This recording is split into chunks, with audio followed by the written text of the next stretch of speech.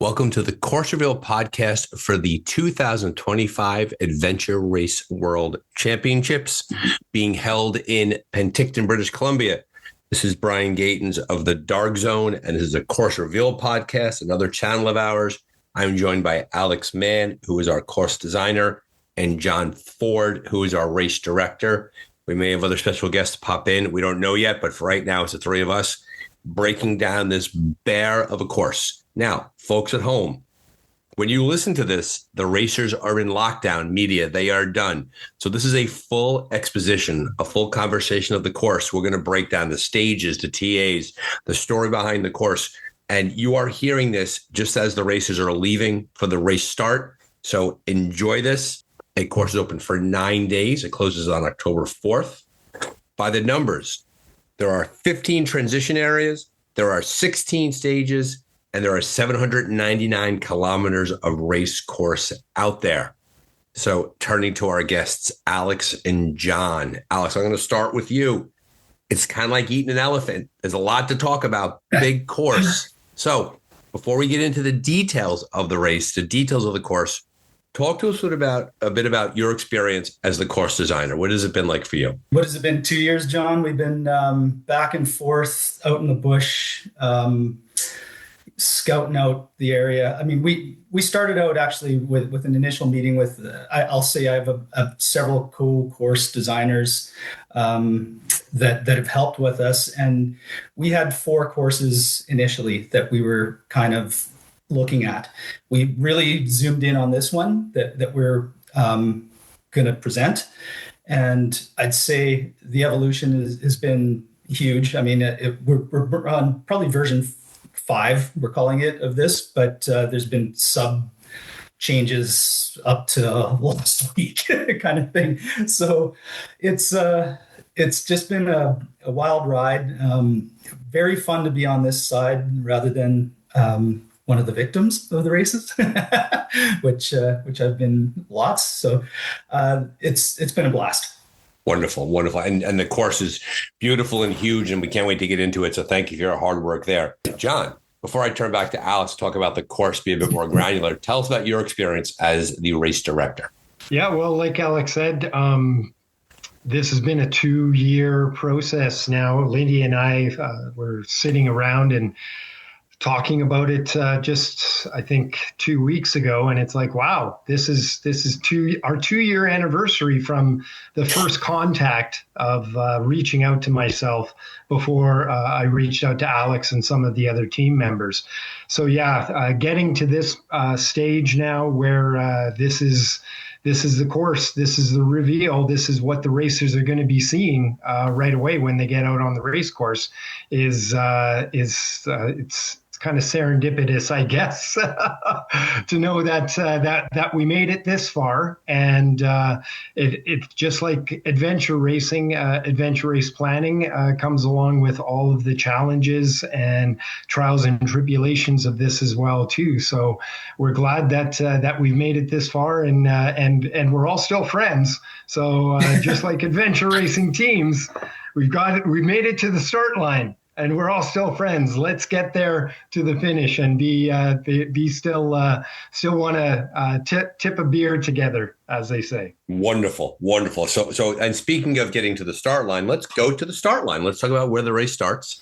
Now, the race finishes in Penticton, but it does not start in Penticton. What has the racer experience been like, and where is the race starting? Okay, so all the initial contact will be in Penticton. Everybody's getting there first. Then we're loading them on buses for quite a ride. We're heading kind of to the northwest to a town called Pemberton. That's where our start line is. So it's an A to B course. We're bringing them way out. And part of that is to get more of the geography of BC than just the Okanagan. BC is quite diverse, and we wanted to, one of our hit points was to let them see some glaciers. So we got them over to the Pemberton area, and we're starting at a location called North Arm Farms.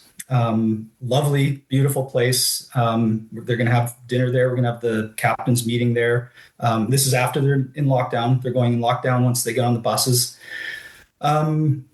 The the start is going to be, we're going to give them a special task that's going to involve some farm service. They're going to do some work. So they'll camp overnight, get their bikes ready, and they're going to wake up. They're going to do the horn's going to go, and they're going to do this project to help the farm out, and then they're going to head off on their bikes. So biking's the first stage. Gotcha. And that would be a 46-kilometer bike for the start? That was actually a bit of a typo. It's going to be 70. So I'm looking at the schematic right now. So, so it's a 70-kilometer bike. Well, that's okay. So it's only an extra 24 kilometers. It's nothing. I thought I caught all those yesterday when that went out, but I just noticed that before we got on this call. Yes. So the first ride, they're going to be doing a big, long climb. It's to some beautiful views, but it's locally in Pemberton, and they're going to ride some of their fantastic technical single track on the way back down. So this hill plus that little special task at the beginning is really going to spread them out. After that, they're going to, it's a bit of a gravel / road ride through the town of Pemberton and up to the northwest. Gotcha. And so that's TA 1 and 2. So the race is going to start. They'll do the special task. They'll head on their bikes and they'll come back to the transition area, right? So they're going to return back in there. The court and the teams will be spread out by that point. That's part of the goal, is to give some distance between the teams. We're not actually calling that a TA when they come back down. So a little bit of extra detail. Before that first monster climb, we're allowing them to drop some gear. So their mandatory gear is going to be slimmed down so that they can really enjoy the single track. But the ride continues. So they're going to be riding 70K before they get to transition 1 / transition 2. Got it. And okay. Yeah.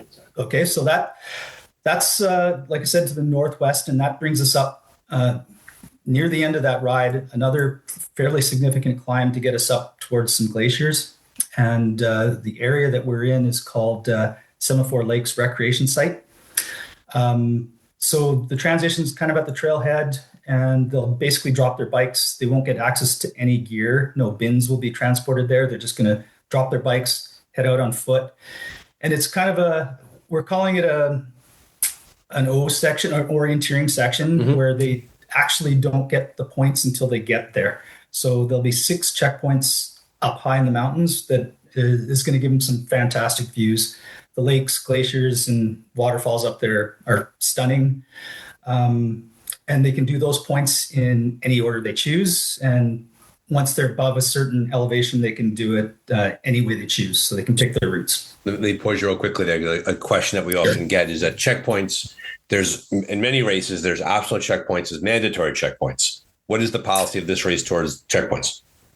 They're all mandatory in this race. So we wanted to keep it really linear and straightforward and kind of old school expedition style, where you're going here, you get these points. They're all mandatory. So if you don't get one, you're immediately ranked behind everybody who did. Regardless of your time, no matter what, you're off that ranking affects that. And you had said something earlier I want to clarify for the listener at home. You mentioned it's an A to B course. And by that, and I'll say if I got it right, basically it's a linear course that A is where the race begins and B is where the race ends. And there will be a journey for the racers from point A all the way across all 799 kilometers to point B. Did I understand that correctly? That is correct. With the exception of some of these smaller orienteering sections, teams will not see each other. They'll be out there on their own. It's a very remote course, so they'll feel really out there. With this first orienteering section in the Semaphore Lakes area, the teams will see each other. It's going to be a busy day. It's day 1. Teams will be fairly tight, yet spread out from those climbs. But yeah, John, go ahead.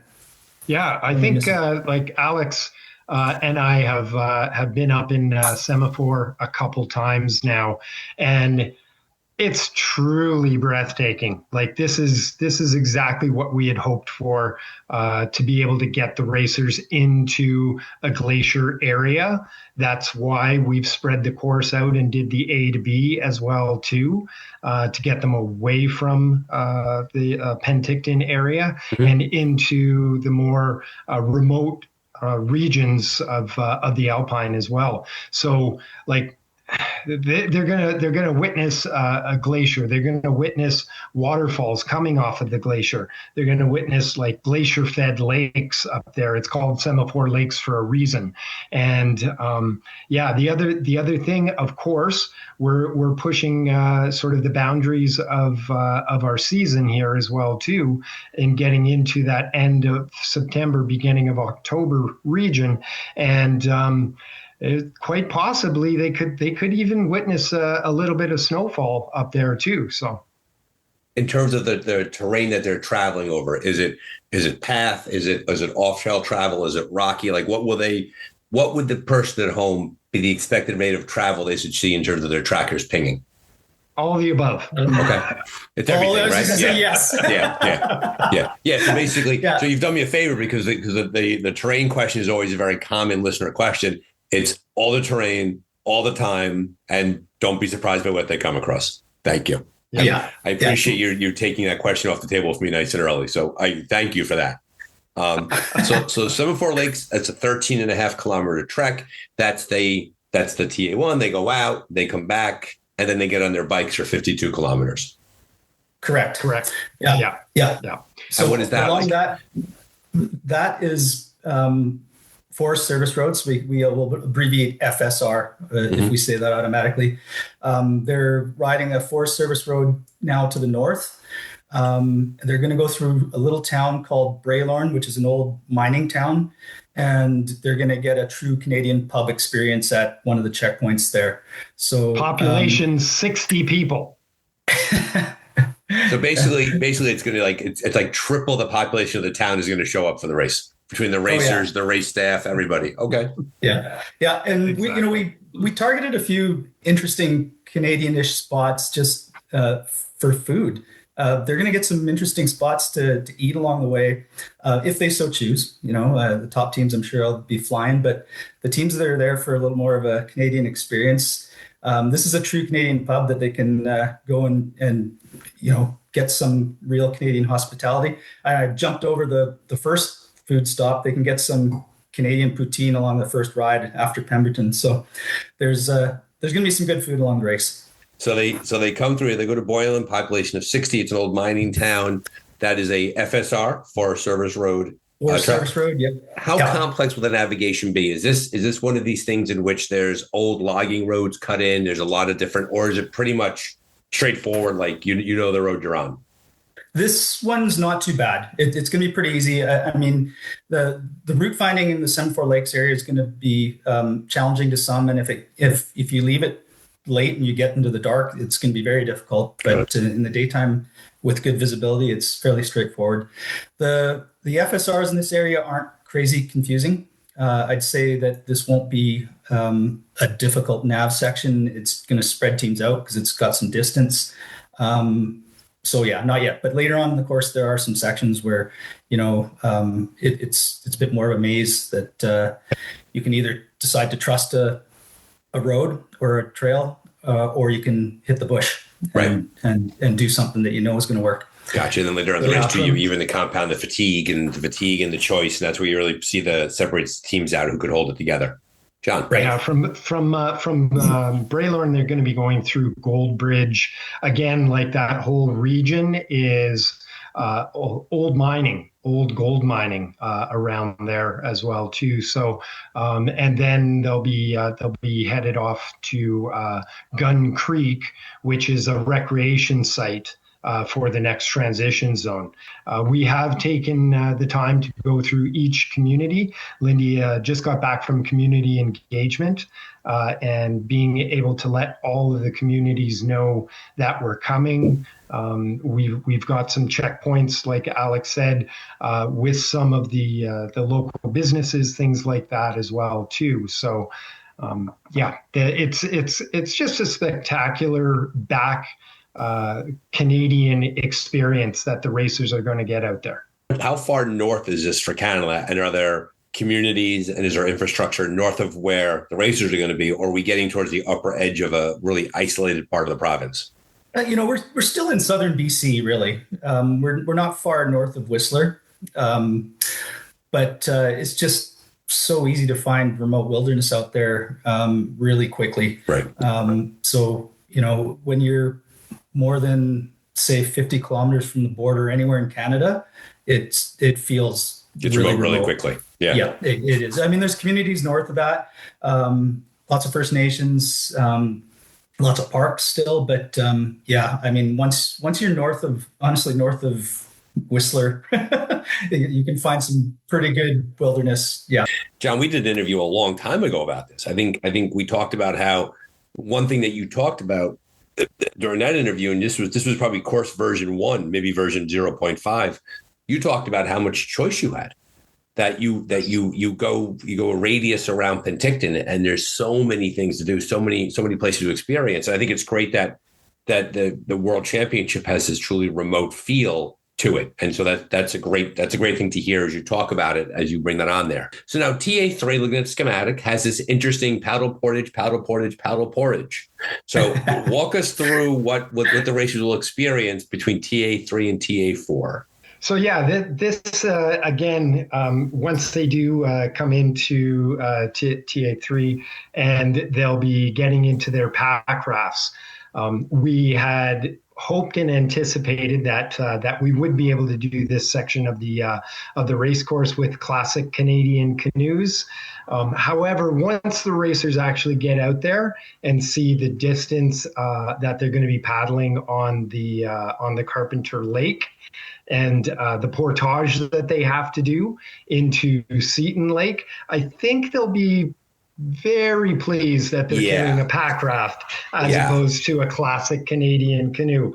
Myself, I wish that we were doing canoeing on this portion. However, we did even get some questions back once we did release the race schematic about how much Canadian canoeing there will be, and really that's only happening sort of at the back end of the course. But we had some of the Canadian teams that were pushing back because we have said for the Canadian portion of the canoeing that you do have to use a Canadian canoe paddle. And I thought that like Canadians from birth knew how to use a Canadian canoe paddle. So they did have a little bit of pushback that they wanted to bring their kayak paddles for that. But yeah, this Carpenter Lake that they're going to be paddling on it's that emerald green, just pristine, gorgeous water. out of a piece of artwork. Okay. Yeah, it's straight from a postcard. But yeah, like Alex was about to say with the portage, it is going to be quite a large portage that they have to do up and over the Mission Ridge in order to get into, of all places, a place called Seton Portage. Right. So the only access into this town basically is to go over Mission Ridge into the town, or to be able to paddle or take a boat across on Seton Lake. So again, just stunning lakes that some people that live in BC have never even been to these places. In the beginning of the podcast, I mentioned that we might have some special guests join us. Now, Lindy, who's out there working hard to get the race up and running, has come on to the call. So, Lindy, delighted to see you on the Course Revealed podcast. What we're talking about here is between TA3 and TA4 is a significant portage. And I'm curious as to how long time-wise it's going to be, and what kind of communities will they be experiencing. So, John, what's the time distance for that portage? Yeah, well, we've sort of answered some of the racers in the last few weeks with some time estimates. So we're looking at an average time to be around 16 hours between the two big paddles that they have to do the portage, and then there actually will be a small piece of whitewater at the end of that section as well too. So of course, like fast teams are going to do that much faster. Right. Back of the pack teams are going to do it with a little more time. But yeah, we're looking at an average at about 16 and a half hours. So this is going to be mostly by nighttime, right? By the time they get here, they'll have gone through Semaphore Lake, they'll have gone through the trek, the bike. So now this is, and the reason I bring this up is that for the folks who are home who are watching, you're going to begin to see the race really somewhat take off here now, right? They've gone through several different stages, right? They've been on foot, they've been on bike, and now they're on the water. There's there's a 19-kilometer paddle built in here. There's the 14-kilometer portage. There's 16 hours between access to their bins. So now we're really racing, right? Now we're out there, we're in the mountains, and off we go. Lindy, as we were chatting off the recording a second ago, the community, the Seton Portage is a pretty interesting community. Do you want to talk to us a bit about that? Yeah, so it's actually been really cool getting to know all of these communities. Like, it's just, I feel like it's been a huge blessing to, be able to also assist in many ways. And so in particular with Seton, they are a BC Hydro community. So they're basically have had BC Hydro, and it's very blatant when you get in there. Having BC Hydro building, dams and all sorts of projects that they have going on there. But they're starting to shift away from that. So those projects are all coming to a finish now. And so Seton is trying to figure out what their next steps are for an industry for their community. And they're really looking to tourism to build, build some kind of industry there. And so our timing has really been quite good that we're able to come in and showcase their community and let people know that they're there, because I certainly had no idea that they were there, and I live here. And what a special place, like interesting road to get in, which the racers will be walking on, or coming in by boat, or coming in by a little bus that goes on the train tracks, that like an old white school bus that comes along on the train tracks. And so they certainly have some cool assets to build from, some neat foundations, but it's been wonderful to get to know the community there, and I'm hoping to have a continued relationship and help them grow that tourism part of their community. And they've been open arms. They're excited to get their boat on the water. They're doing a salmon barbecue on the beach for the racers when they come down. we talked a lot about food on this podcast, by the way. I just want to point that out there, that racers may gain weight during the race. That's one, and it's nice to see that the races bring in this kind of exposure to a wonderful community. Your affection for them, Lindy, is so obvious when you talk about it, and that we could play our role as they transition from primarily, it sounds like BC Hydro is industrial based, as they transition to different types of commerce, different types of exposure, including tourism. And so we will definitely make it a point for the folks who are listening at home. We're going to make that as special as possible when we see when the media comes out of that section of the race course. We're really going to highlight them, because clearly they've really embraced the race with open arms. That's very obvious. Yeah, absolutely. And there's we go through 14 different Indigenous lands on this race course, and special access. And, there's a few that are in the same sort of category. And so we're really feeling like that we get to help, with that process, which has been pretty special. So the racers are going to feel it, and the communities are going to feel it, and it's going to be pretty special. That's great.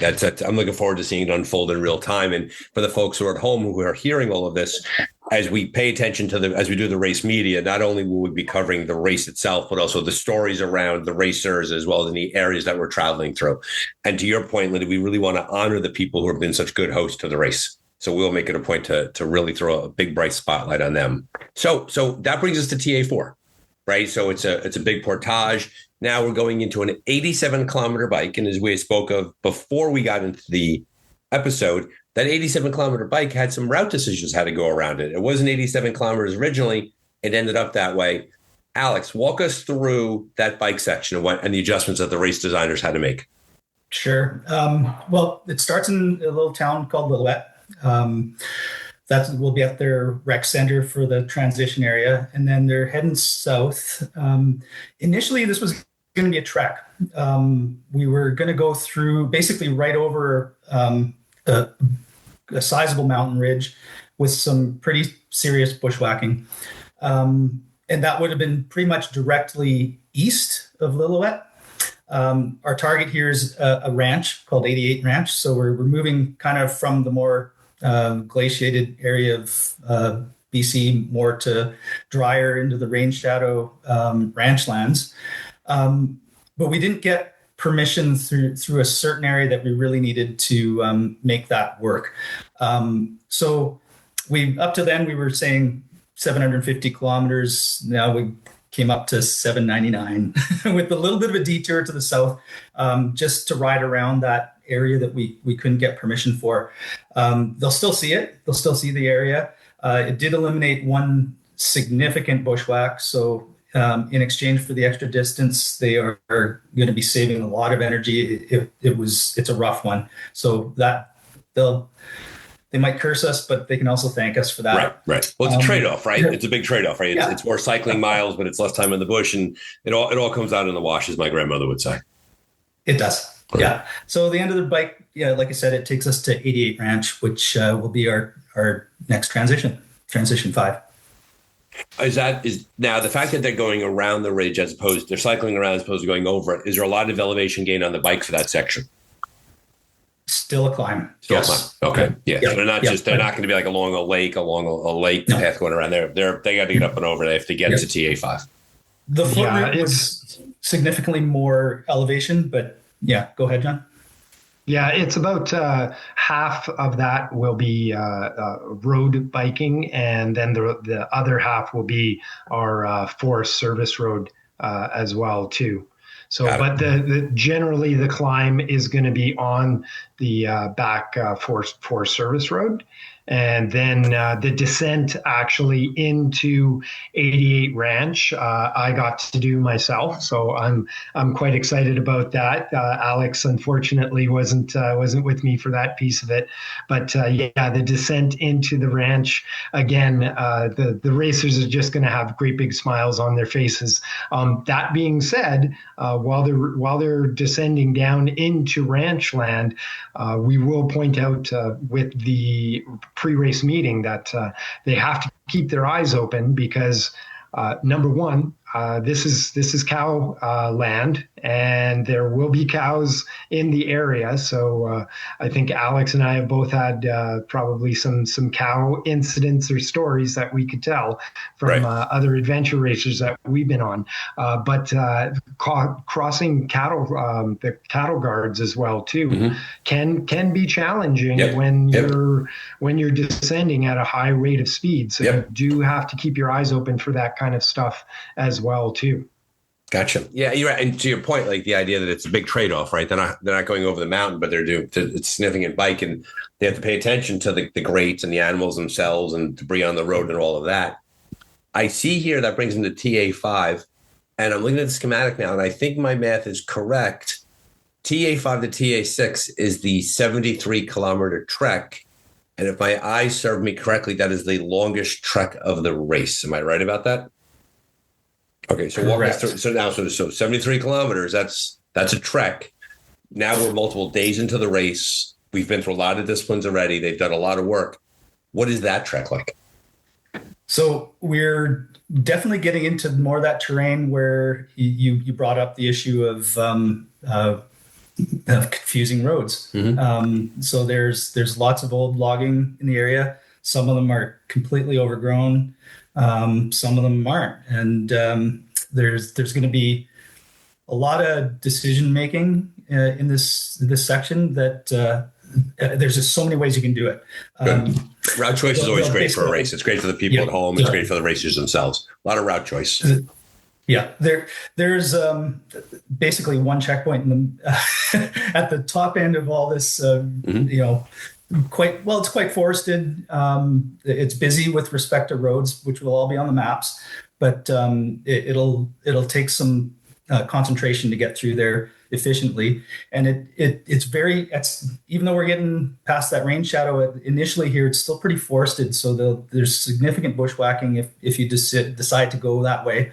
And then about halfway up to the north end of this trek, it really starts to open up into more grassland. You can see a lot more. You can see long distances, actually. And at the top of that, we're bringing them to a place called Hat Creek Ranch, which is an Indigenous-owned tourist attraction, basically. So we're going to get them to do a community service project there as well. Great. Okay. And so now all of a sudden it sounds like the geography changes, topography changes, like they're getting the course that's 799 kilometers. You're going to pass through several different vegetation zones, several different types of land. And that's what they're going to experience now, right? To your point, it's an A to B course, so there's a lot there. What is the community service project? What will they be doing there?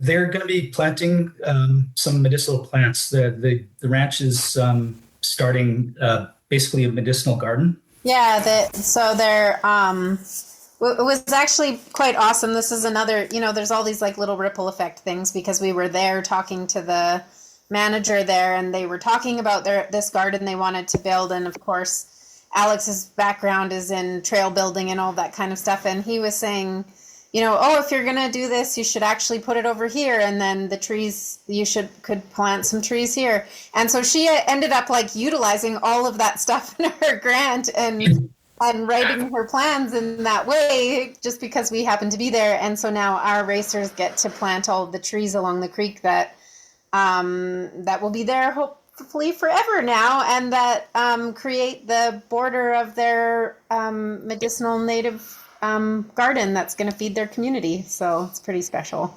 That's great. And there's this long history of the Interesting World Series doing things like this, right? Having these projects that are built in there. And it's great that it's so obvious and it's being so well done. I love the fact that she built it into the grant, that we actually helped her take care of all of that, right? And get that grant taken care of. So what a nice little side effect. Yeah, exactly. And there's been all sorts of stories like that along the way where you have this impact that, you never really expected to have. So it's been a really wonderful experience. And that's at the end of that trek. Am I correct about that? Almost. Okay. So that's on the trek. That's where it is. And then they have to after that. So they do that project and then they have to move on to the rest of the trek. Yeah. So that's pretty much the most northern point of the course at Hat Creek Ranch. And then they're going to take a south turn and head towards a town called Ashcroft. Very similar wide open terrain between the ranch and Ashcroft, plus the best taco stand north of the Mexican border.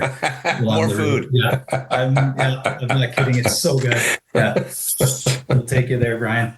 There's definitely a theme going here. Yeah. My wife's going to be like, I thought this was a race you were covering. All your clothes are tighter. I mean, what's going on here? Well, it's for the sport, Kat. It's for the sport. Okay. So the greatest taco stand north of Mexico. This is before TA6 or at TA6? Before, just before, okay. Yeah, just before. So they'll have the option to fuel up. What a great stage, by the way. They're doing community projects. They're planting medicinal bliss. They're getting the bushes. They're getting the tacos, and then they're getting to TA6. That's right.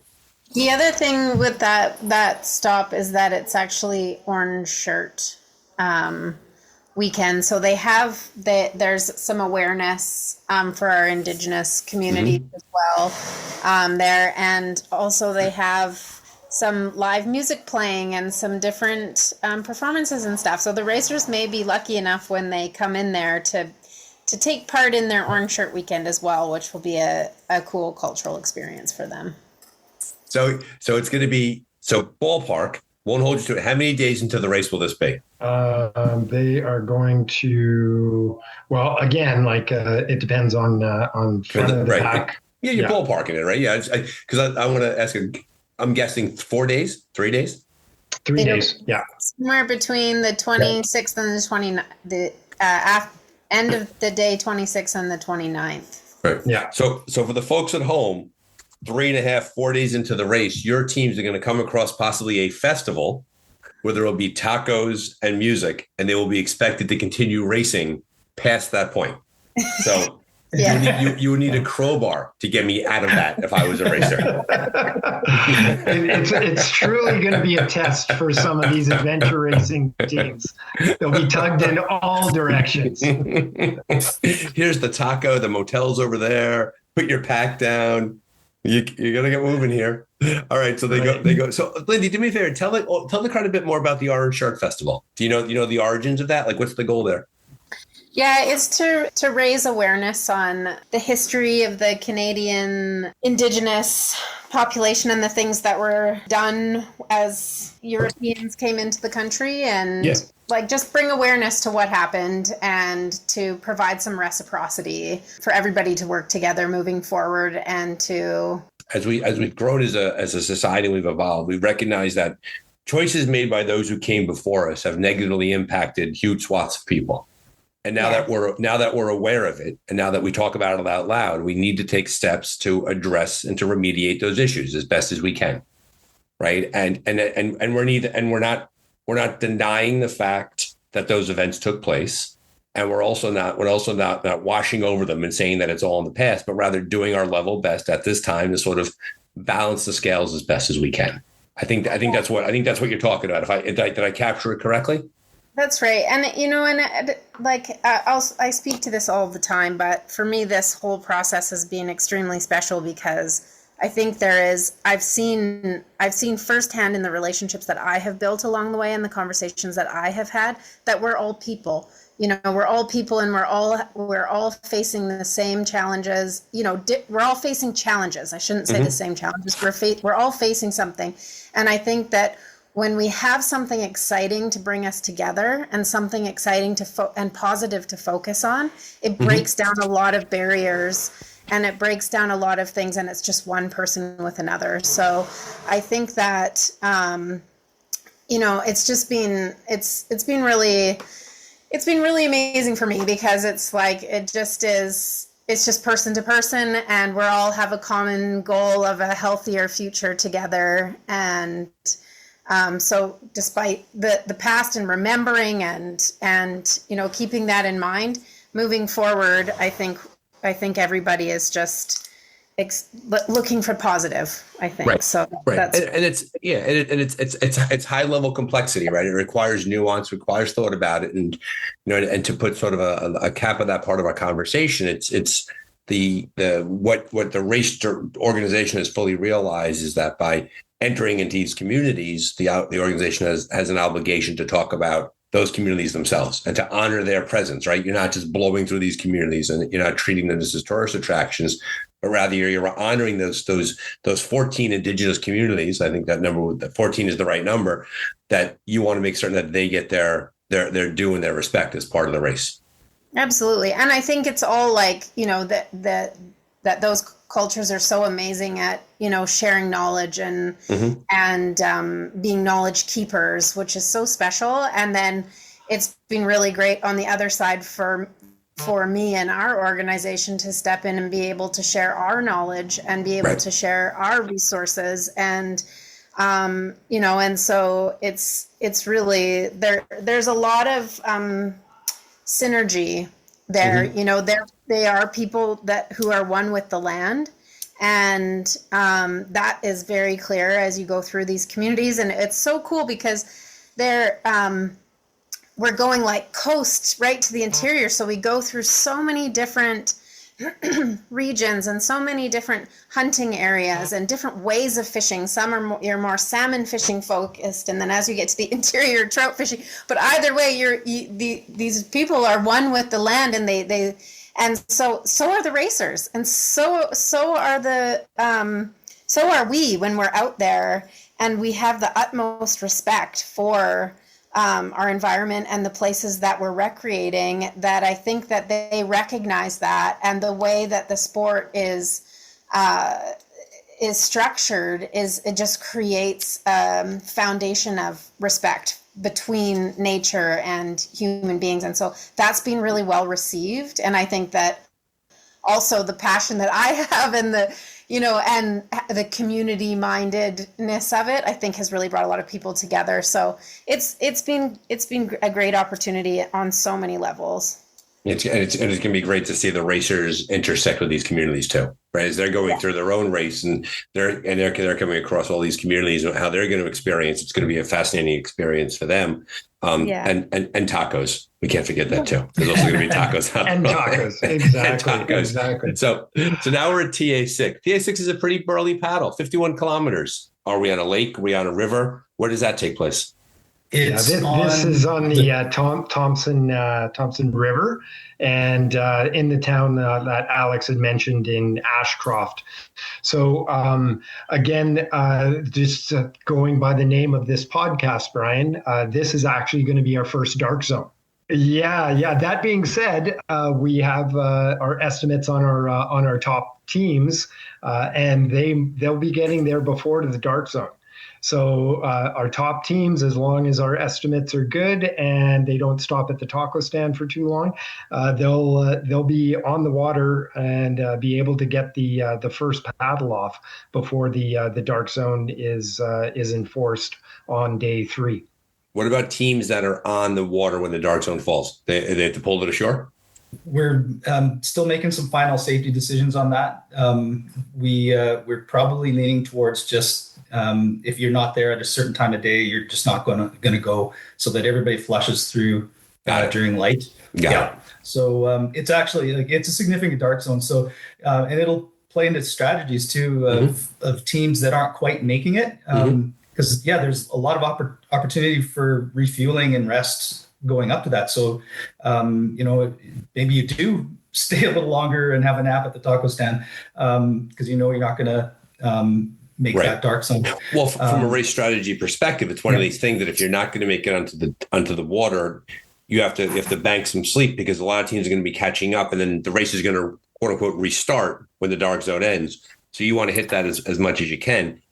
Not to compare sports too much, but the transcontinental race, which is a massive bike race across Europe, had that when they had a ferry built into the race, and only 3 riders made it to that ferry on time, and that was your podium, right? And so that plays a role in how the strategy they want to go, and then the racers knowing where that dark zone is and what time it goes into effect will definitely impact it. And we could see some interesting strategy there, because teams get so all ganged up at that spot, and the race kind of restarts getting on the water after that dark zone ends. 100%, Brian. And we're looking at our time estimates as our first top teams coming in probably around 10 or 11 o'clock in the morning, and our dark zone will be open at 7 a.m.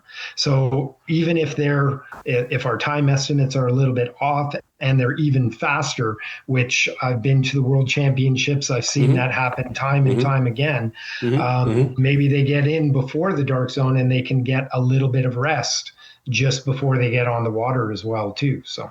Got it. Yeah, so that's gonna be interesting. It's gonna break the race up a little bit there to see how that impacts, and it's great that it exists, right? The fact that in the middle of the race that there's this really interesting strategic point brings a level of nuance and complexity to the World Championships, which will really sort of test teams and how they approach that.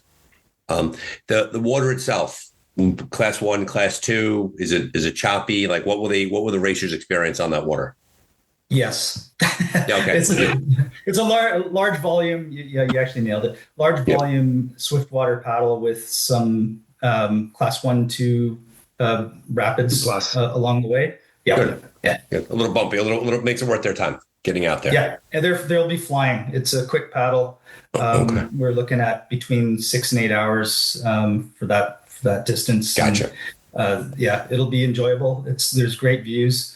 You asked about pullouts. We're looking at a few spots for emergency stops and things like that. But it'll be quite enjoyable. We had a listener got a copy of the schematic today, and he looked at the TA7 and the bin and the bike box, and he saw the bike portage, 64 kilometers. What is that? So of course, as race organizers, there's always things that we like to throw at the racers as well too, just to make it a little more challenging. So teams had questions for us when we did release that race schematic. Are we going to be bringing our pack rafts on the bike? Are we going to be bringing our bikes on the pack raft? Just lots of questions around that. So just to make it a little more challenging for that section, teams will be required to take their pack rafts and take them on their bikes. So all of their paddling gear will be going with them on that biking section, which is again split up a little bit from a highway standpoint, and then going back on Forest Service roads. That actual bike section that they will be going on just before they do hit the Forest Service roads is actually going through one of the towns called Lytton that was absolutely wiped out and devastated a few years back by wildfires that came through BC. And as the teams are going through all of these regions, they're really going to be experiencing the challenges that these communities have had. And this is a challenge that they had every year as far as wildfires go. So that bike will take them across a pedestrian bridge that actually goes right alongside the railroad that goes across the Fraser River as well too. So again, a little bit of an extra challenge that we wanted to throw in there for racers, and I think that they'll enjoy it, and that will get them to their next paddle stage as well too. Right, and that takes us to TA8, which is they drop their bike and they portage 9 kilometers up the river, and then they paddle back down. Correct. Okay. Yeah. And what is that water like? That's a class 3-ish whitewater paddle. Adventure, nice and spicy late in the race, 3-4 days in, doing some big water. It's a beautiful paddle. They'll have lots of opportunity to scout rapids. They'll get a briefing before they go on where everything is, and it's highly enjoyable. Very worth it. And the way this is structured here, teams that are having a rough time in the race and teams that need to cut some part of the course out, this is a part of it. They may not do this, right? Am I right about that? Like they would later in the race, they would say to themselves, we're getting our teeth kicked in here by the course. It's a really hard race. We're gonna forego this. That's one, but that's only really, there's only a few places where they could do that on the course. There's not a whole lot of places where they can cut the course. Yeah, exactly. Yeah. And this area too is called the Nahatlatch River, and it's actually kind of a little oasis that they're going to be going to. Real Rafting Company is the rafting company that we've engaged with there, and they've got like a glamping, yoga, and whitewater sort of area there that. When we were actually first scouting this course, and Alex is smiling right now, we just happened upon them, and they were just setting up for the year back in, I guess, May of 2024. And we just took a drive down there and just flagged somebody over and started asking them some questions. So that's how it happens. Lo and behold, 2 years later, now we've got like you said, a spicy whitewater paddling section that they'll be doing in their pack rafts. So, but I love the idea of this, and I know this will resonate with Lindy. The idea that the serendipitous nature of your visit, like your visit took place when they were getting set up, and this is I'm assuming it's a small outfit, right? It's not a huge tourist area. Now all of a sudden, here we are sitting on a podcast that's going to go to thousands of people. The race will have the reach that will tap into the millions. When all the social media is added up, it's over millions. And here we are, we're talking about them. So how great is that for that community? The fact that we get to bring attention to them. Lindy, do you want to add to that? Yeah, and I just to the point of Lytton as well, and this business, their resort was completely decimated by wildfire as well. So they lost everything a couple seasons ago. So they're really rebuilding. So it's another thing that's so special, to to do exactly what you said, to be able to bring all this attention to them and help them in their rebuild. And it's been just like, it's been a hard go for them. So we're really happy to be able to bring a little love to their part of the world. I like to say that we're bringing the circus to town. The circus is going to show up. Everyone's coming in to visit. Yeah, exactly. That's great. And to the point we were saying before, this is true blue. This is water. This is big water, spicy, a little rapidy, like a really nice thing for the racers it puts the adventure into the race. Right. And so now they come back down there. So they go through Lytton, they do the portage up, they do the paddle back down, and now they're back at TA 8-9 is the same. Now they're at TA 9. They're back on their bikes for a 36 kilometer bike. And now if you look at the schematic, now we're getting to that third column, right? The third row, right? We had that. Now we're getting towards like the back part of the race where they're starting to race for home. Clearly at this point, what is that 36 kilometer bike like on the way to TA 10? So that's a lot of Forest Service Road, which is some big climbing. It's fun stuff. It's rolling, and it's taken us to an area called Butzelius Creek, which is our next TA 10. And at that point, they're going to see the effects, the other end of the spectrum of climate change here in BC, of atmospheric storms completely washed out this whole valley that they're going to transition at. And it's awe-inspiring how powerful that storm was. And you get to see some pretty wild washouts right there. And then, they'll be transitioning to a trek after that. And I see trek and ropes as part of that. So what are the ropes like? Okay, so I'll back up. They have to continue along that Forest Service Road from TA 10, and they're heading towards a mountain called Guanaco, which is basically at the end of that logging road. They all pretty much end. The roads end, and we're sending them up the north ridge of Guanaco. And John's smiling because we did this bushwhack both ways, and it is by far the hardest part of the course. Right. They're gonna hate us. It's right. Very and now difficult. by the way, we're at TA 10 all the way to 11. So we're deep into the race now. It's the course open for 9 days. We're multiple days into the race. And guess what? The taco stand is a distant memory at this point. Right. Yeah.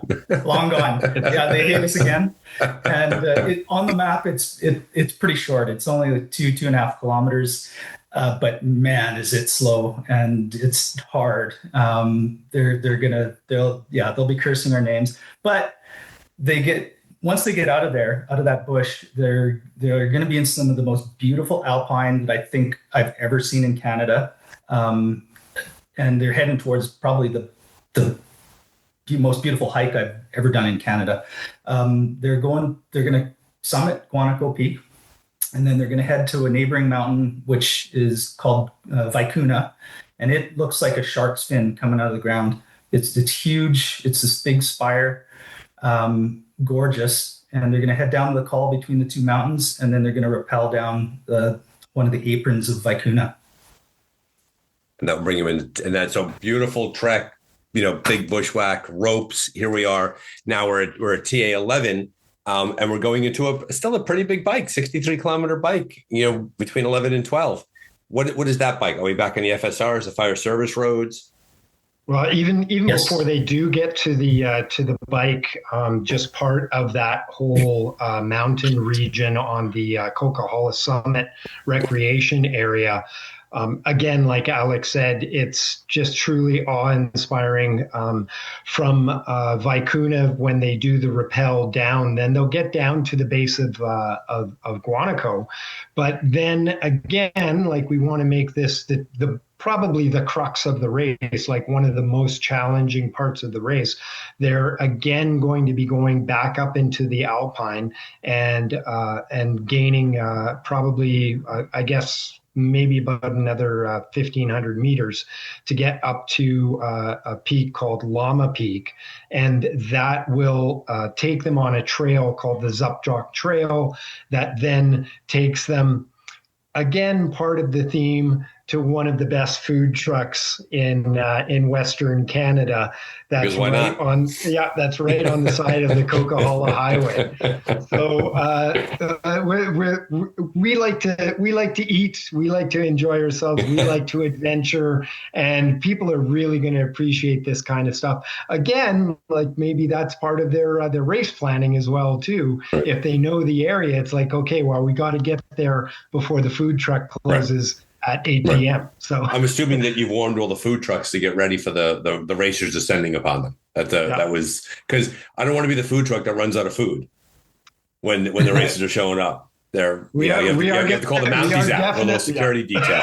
We're definitely giving them the heads up leading up to the race course. So that brings us to the next bike leg as well too. So they'll be crossing over the Coquihalla, under the Coquihalla, and then they'll be doing another trail section that will get them to it's called the Pipeline snowmobile cabin. That's on the east side of the Coquihalla, which is the transition area to bike. So you just jumped at, that's TA 11 to 12, right? You just talked about that's the bike there, and then the 8 kilometer trek from TA 12 back to the same TA for 13. That's what you just talked about, right? That's the snowmobile. No, sorry, I got it backwards. No. He talked you all the way to TA 11. God, that was the TA. So that was all just getting to 11. That's all getting to 11. Wow. Yeah. So okay. Like I said, that's the crux of the race, we feel. Wow. So TA 10, that stage between TA 10 and TA 11, that is some stage. Holy cow. Yeah. It's like you thought the trekking, the 71 kilometer trekking was big. That terrain is nothing at all like this terrain that we're going to be taking them into. So, right. Wow. So even though there's 10 less kilometers and 6 miles for those who speak American, like it's you're telling us that stage is the stage. Like that's going to be that's it. It is the stage. It's beautiful. Yeah. Wow. Yeah. Okay, great. And like I said, proper adventure racing, right? Later in the race, after a lot of stuff, like teams that show up there, like they're going to earn that podium. This is not, the course does not get easier as you descend through the course. It gets more challenging, as it should, right? It goes there. Yeah. So now they go through all of that. They're on the other side of that, and they're at TA 11, and they have a 63 kilometer bike. Correct. That's right. Right. Yeah. Okay. Yeah. So that is mostly Forest Service roads, not terribly confusing. They go through a town called Tulameen, and they're heading towards a town called Princeton. But before that, we're bringing them up to an area called China Ridge. Mm-hmm. There's a bunch of cross-country ski and mountain bike trails in that area. And we're going to do a short orienteering section here to break up it's a pretty long bike ride. Otherwise, it's like from here right to the finish line is pretty much all bike. So this will just be a little bit of a break off the bike to move the pain around for a bit. Yeah. It's 177 kilometers of cycling with an 8 kilometer trek in between. Right. Okay. Yeah, we felt like we needed to break it up a little bit, and again, we want to throw in a little bit of navigation on there as well too, and teams that obviously get in the daytime might have an easier time of the navigation for the orienteering section than the teams that get in there in the nighttime. And like Alex said, it's at a cross-country ski sort of mountain bike trail area, but there's also a disc golf there as well too. So we've had some internal discussions and some discussions with the organizers there about before they can actually get their map for the orienteering section, they won't have the map before that. They're going to have to do a par 4 on the disc golf in order to get their map. Now, we always like to reward people if they do get things in the par 4. So at that point, if it's hot that day, we'll give them 4 ice creams if they get it in the par 4. Or if it's cold, we'll give them 4 hot chocolates if they get it in the par 4. However, if they don't make the par 4, we'll still give them something, but we're only going to give them 1 ice cream or 1 hot chocolate. And then they have and then they have to like fight over it as a team as well too. So this was a sport that had rollerblading at one point as a discipline. So disc golf is more than welcome to take part in the race. Very nice. They're going to be like we're playing disc golf. Like they're like different people by this point in the race. It's like 4 or 5 days in the race. Okay, we'll throw this golf around. I want to be there. I want to videotape when they get 1 ice cream among 4 team members. So good luck with that, everybody. And we figure at nighttime, then like maybe we'll put up like some flashing lights and make it disco golf. So. Right, of course they will absolutely will think it's great. It'll crack up the media. It'll crack up the organizers, racers. They'll work through it. And so it sounds like here by this point they're really racing for home, right? The big bikes behind that trek that's in there, and then there's the 8-kilometer paddle.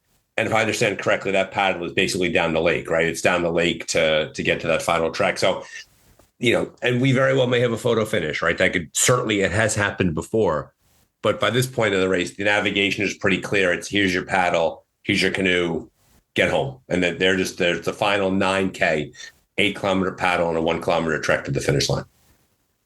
That's right. Yeah. So pretty much from that navigation section at China Ridge, it is fairly straightforward. They're following what's called the Kettle Valley Railway, which is a rail trail that is part of the Trans-Canada Trail.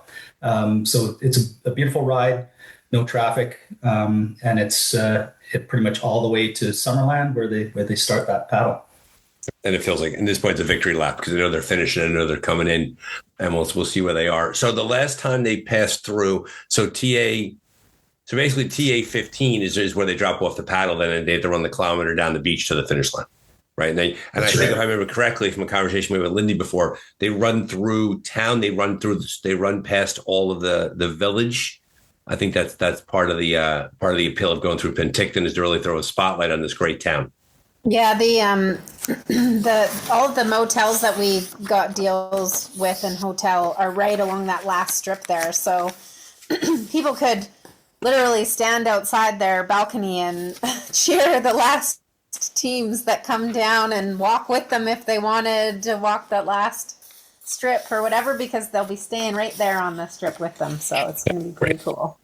Great. Is there something about the course that I didn't ask that I may have missed that you want to talk about? No, I think the big thing, like Lindy had pointed out, is just all these communities that we're going through. They struggle year after year with wildfires, with atmospheric conditions. Truly, a lot of these communities just don't get the resources that like a Vancouver or a Whistler or things like that get as far as tourism and bodies there. Like one of the towns that we're going through, Lillooet, their I guess theme of their town is guaranteed rugged. And when you go into that town, that's exactly what it is. It is guaranteed rugged. Like the topography is guaranteed rugged. The people are guaranteed rugged as well too.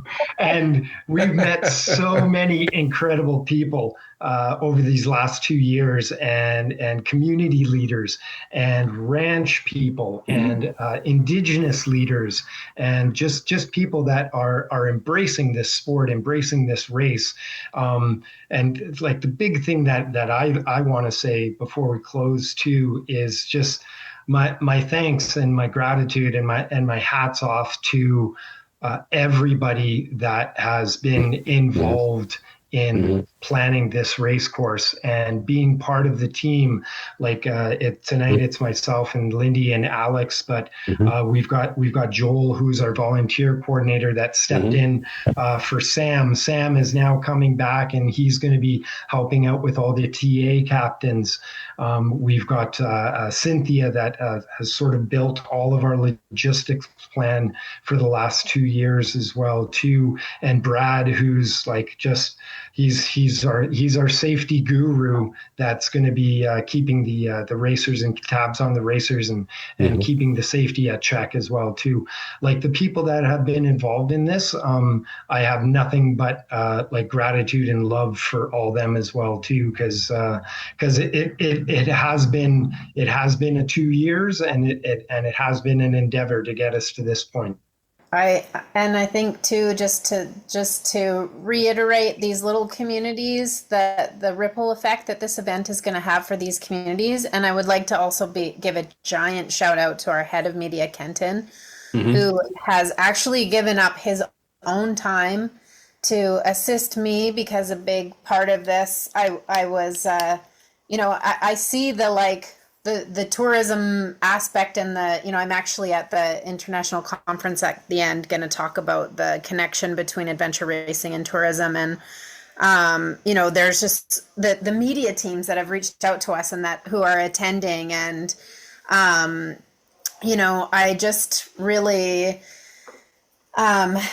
it was really important to me to be able to leave something with these communities. And when we came in, we tried to, find like B-roll or any sort of video or photo of these little communities, and we couldn't find a thing. Like there was a couple of photos or something. And so where those things are lacking, because like John said, they don't get the attention that Vancouver and stuff, we are going to pick up and give them those assets and that content. And Kenton has put his own heart into that and is helping us with that, and it has been so amazing. And and then of course, like all of our like local sponsors who have stepped up, and in particular Subaru, like holy smokes, to come in at the last minute and just basically like say, what do you need, what can we do, how do we help, how do we get involved, how do we help you grow this thing, let's talk about the future. And they have been absolutely amazing. So go buy yourself a Subaru at the end of this. It's funny you say that about Subaru, right? Because Subaru Canada has been so fantastic to you. And you laugh, you go to an adventure race, and Subarus are the preferred cars of adventure racers. Like there's not a more perfectly marketable synergy between a product and a community than Subaru getting behind the Adventure Racing World Championships. And so I think that's a wonderful thing to recognize. And the fact that there's so many groups, and to your point, John, you went down the list, you listed all those people, and Linda, you mentioned Kent and the work that he's done.